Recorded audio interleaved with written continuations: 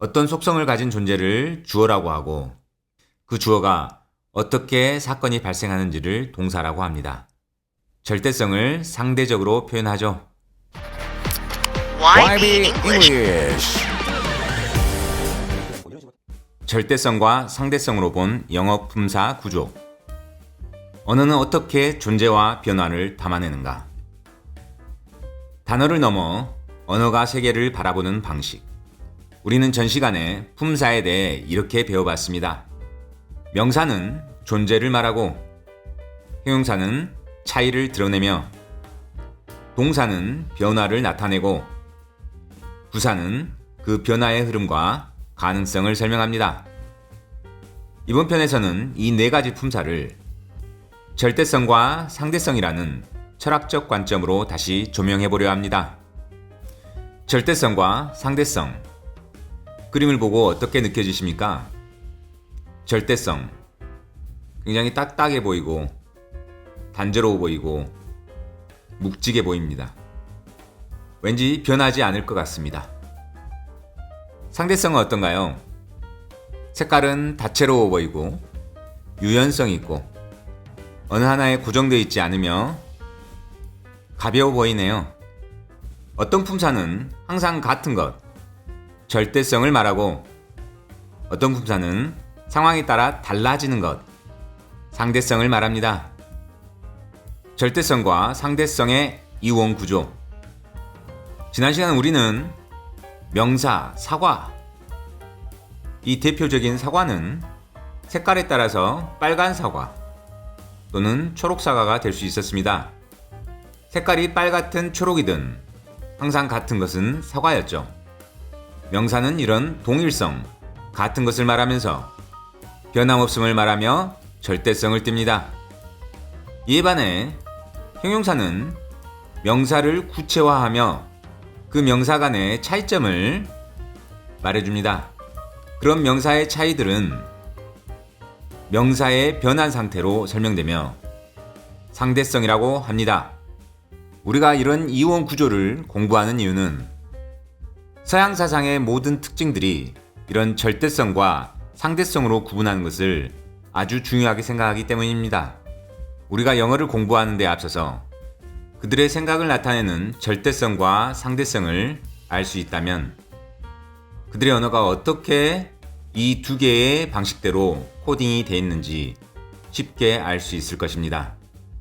우리는 명사와 형용사를 빨간 사과와 초록 사과로 예를 들어봤고, 사과라는 공통 개념은 명사로서 절대성을 말하는 것을 알았습니다. 빨간, 초록이라는 속성 차이인 형용사는 상대성임을 알았습니다. 여기서 속성이란 다른 특성을 말합니다. 두 번째, 동사와 부사. 동사도 마찬가지로 천천히 뛰다와 빠르게 뛰다의 공통적 개념은 뛰다였습니다. 이런 두 활동의 공통된 개념을 우리는 동사라고 했습니다. 동일한 활동, 즉 같은 활동은 뛰는 것이었죠. 이렇게 변함없는 것도 동사의 절대성이라고 할 수 있습니다. 어떤 활동들을 대표하는 거죠. 그 활동을 구체화해보면 부사로서 천천히 뛰다 또는 빠르게 뛰다로 차이를 알 수가 있죠. 이런 활동적 차이는 변함이라 할 수 있고, 이거를 동작의 상대성이라고 할 수 있습니다.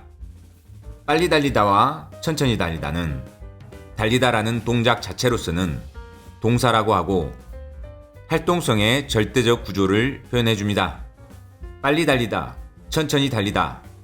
빨리, 천천히라는 방식의 차이는 동작을 설명하는 부사로서 상대성을 말해줍니다. 이 품사와 문장, 네 가지 사고의 축과 주어, 동사. 첫 번째, 우리가 세상을 인식할 때 우리는 동시에 네 가지 방향으로 사고합니다.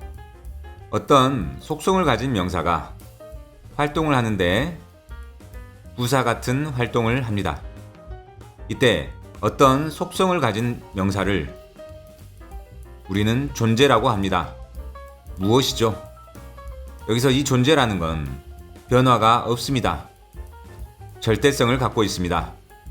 절대적이기 때문에 비동사에 움직임이 없는 ing로 표현했습니다. 그래서 어떤 것이 있다면 이제 그것이 시간에 따라 바뀝니다. 동사 자체도 절대성을 갖고 있었지만 그것은 시간에 따라 계속 변합니다. 상대적이죠. 이렇게 시간에 따라 변하는 것을 우리는 발생이라고 합니다. 어떤 상태가 계속 바뀌고 있습니다. 이것을 becoming이라고 합니다. 절대성은 어떤 속성을 가진 존재를 말하는 것입니다. 절대성은 변함이 없고 명사는 무엇이 존재하는가에 대한 답입니다. 형용사는 그것은 어떤 속성을 지니는가에 대한 답입니다. 상대성은 어떻게 사건이 발생함을 말합니다. 즉, 변하는 것에 대해 말합니다. 동사, 어떤 변화가 일어났는가. 부사는 그 변화는 어떤 맥락과 어떤 가능성에 속해 있는가. 이렇게 상대성은 변화와 확률을 말해주는 맥락을 설명합니다. 명사, 형용사, 동사, 부사 이 네 가지는 단순한 품사가 아니라 우리가 세상을 인식하는 4차원의 사고축입니다. 하지만 언어는 이 다차원의 인식을 시간의 선 위에 순차적으로 펼쳐 말하게 만듭니다. 그 선이 바로 문장입니다. 어떤 속성을 가진 존재를 주어라고 하고 그 주어가 어떻게 사건이 발생하는지를 동사라고 합니다. 절대성을 상대적으로 표현하죠. 인간의 사고는 점과 같은 존재를, 면과 같은 속성을, 입체와 같은 공간을 시간의 흐름과 함께 동시에 떠오르는 4차원 구조를 가집니다. 하지만 우리는 그것을 오직 선형적으로 표현할 수 있습니다. 그것이 문장이며 문장은 4차원 사고의 선형 출력이라고 할 수 있습니다. 그 선의 최소 단위가 주어, 동사인 겁니다. 다시 한번 용어와 익숙해져 볼까요? 명사는 존재, being으로 표현됩니다. 형용사는 속성과 차이, difference로 표현됩니다. 주어 구조는 존재에 대한 정체성과 속성을 고정시킵니다. 절대성을 드러내죠. 동사 구조는 동사, becoming, 변함의 세계, 부사, possibility and rhythm, 확률적 세계, 이 두 세계를 더합니다. 변화의 방향성과 맥락적 유동성, 이것을 동사인 수로가 설명해 줍니다. 상대성입니다. 문장의 철학적 구성, 언어는 우리가 경험하지 않은 수많은 가능성들을 포함하고 있습니다. 문장은 그 가능성들 중에서 어떤 존재가 시간 속에서 어떻게 드러날지를 한 줄로 표현한 것입니다.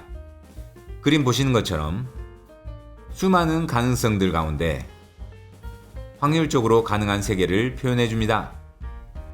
또 복습하겠습니다. 주어는 존재로서 명사와 그 특징을 가지고 있습니다. 변하지 않는 절대성을 갖고 있죠. 수로는 어떤 존재가 발생함을 표현해주고 동사와 부사로서 설명합니다. 이 발생은 상태의 변화를 설명하기 때문에 상대성이라고 할 수 있습니다. 또한 수식어는 차이나 맥락으로서 각각 형용사가 차이를, 부사가 맥락을 설명해 줍니다. 이거는 변하는 것이기 때문에 상대성이라 할 수 있습니다. 오늘 4개의 품사와 문장 성분에 대해서 말을 해봤는데요. 한 줄 요약하겠습니다. 문장이란 결국 존재가 시간 속에서 어떻게 발생하는가를 말하는 선형적 사고의 결과물입니다. 감사합니다. 이 컨텐츠에 대한 풀 영상은 채널 YB 영어 재생 목록 영문법 기본에 있습니다. 감사합니다.